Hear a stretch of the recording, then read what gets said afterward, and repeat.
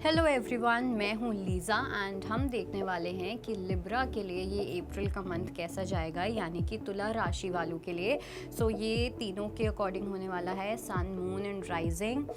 Let's see कि क्या messages हैं या क्या बताना चाहते हैं यूनिवर्स लिब्रा को फॉर द मंथ ऑफ अप्रैल।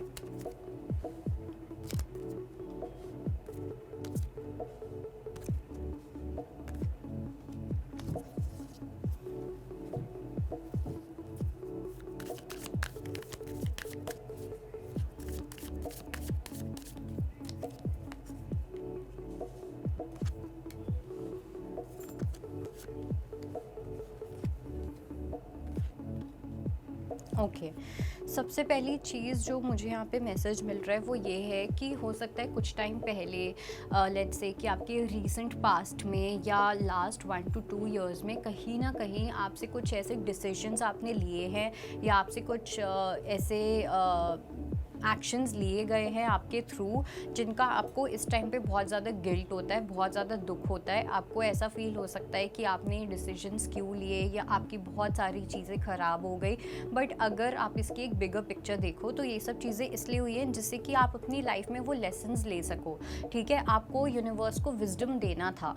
ठीक है, और कभी कभी ये होता है कि अगर हम ज्ञान हमें पढ़ के वो चीज़ नहीं मिलती है तो हमें सीख के अपने एक्सपीरियंसेस से वो चीज़ मिलती है, राइट। तो वैसे ही आपको बहुत ज़्यादा विजडम मिला है।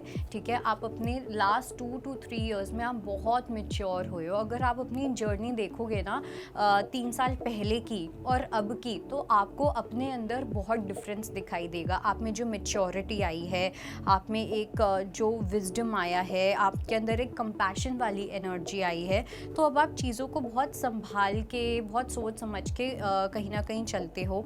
साथ में मुझे ऐसा भी लग रहा है कि अगर आप बहुत ज़्यादा पहले रिलीजियस थे या अगर अभी भी आप रिलीजियस हो, तो अब आपको जो भगवान वाली जो एनर्जी है ना, जो वो स्पिरिचुअल लाइट है, वो जो गॉड की जो लाइट है, वो आप अपने साथ पूरे टाइम लेके चलते हो। ठीक है, अपनी एनर्जी में, अपने मन में, अपनी सोच में, हर जगह। जब हम भगवान को अपनी सोच में भी लेके चलते हैं तभी भगवान को इतना पूजा करने का फ़ायदा होता है, राइट। तो वो उस चीज़ से रिलेटेड भी अब आपको कुछ मेच्योरिटी यहाँ पे आई है। दो मुझे ऐसा लग रहा है कि अप्रैल का जो मंथ होगा ना, वो थोड़ा सा कंपटीशन लेके आएगा आपके करियर और आपके फाइनेंसेस में। आपके जो कॉम्पिटिटर्स हैं, आप देखोगे कि वो बहुत ज़्यादा बढ़ने लग जाएंगे। उनके अंदर आपको लेके एक एनवी आ सकता है, आपके कुछ जाने माने लोगों के अंदर आपको लेके एनवी आ सकता है। वो आपके साथ कॉम्पीट करना चाहेंगे, तो आपके लिए थोड़ा सा मुश्किल हो सकता है ऐसे लोगों के साथ बाउंड्री मेंटेन करने को। लेकिन आपको बोला जा रहा है कि आपको वो बाउंड्री मेंटेन करनी है। एंड अगर आप अपनी लाइफ में, अपने करियर में कोई भी अच्छी चीज़ करते हो, कोई भी नया स्टेप लेते हो या कुछ भी ऐसा, ना आपको किसी ऐरे गहरे इंसान से, अपनी फैमिली के अलावा आपको किसी से कोई ना गाइडेंस लेनी है, ना आपको अपना कोई भी डिसीजन शेयर करना है। ओके, ये बहुत स्ट्रॉन्ग मैसेज मुझे मिल रहा है, बिकॉज मुझे ऐसा लग रहा है कि आपकी लाइफ में अब हैप्पी टाइम आने वाला है। ओके, बहुत सारे हैप्पी मोमेंट्स आएंगे।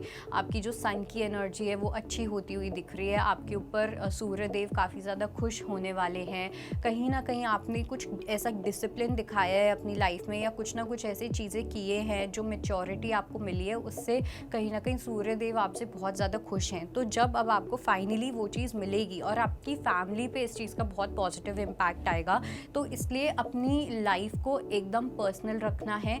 अब अगर लेट्स से आपकी 2 या 3 लोगों की फैमिली है, 4 लोगों की फैमिली है, ओके, उसके अलावा आपको किसी से शेयर नहीं करना, चाहे वो एक्सटेंडेड रिलेटिव्स हैं या कुछ भी है।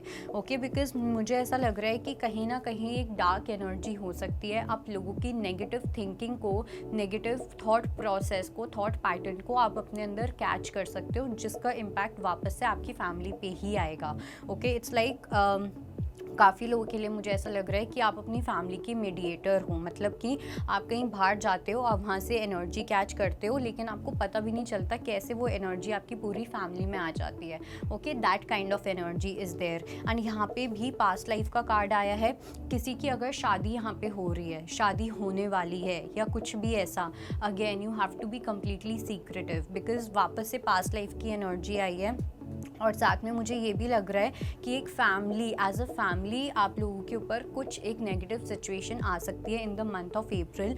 तो इसलिए इस चीज़ का ध्यान रखना है कि सबको साथ में रह के एक फैमिली यूनिटी होना आप लोगों के लिए बहुत इंपॉर्टेंट होनी चाहिए, जिससे कि आप इस पास्ट लाइफ वाली सिचुएशन से डील कर सको।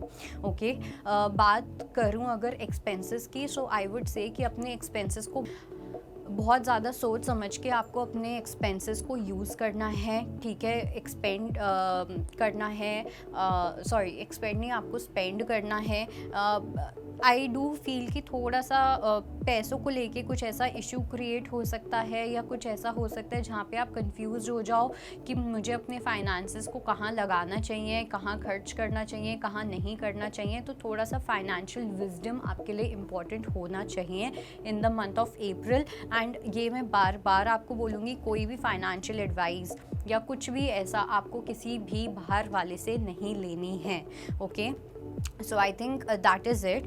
That was your reading and I hope it helps. I'll see you next time. Bye bye, take care.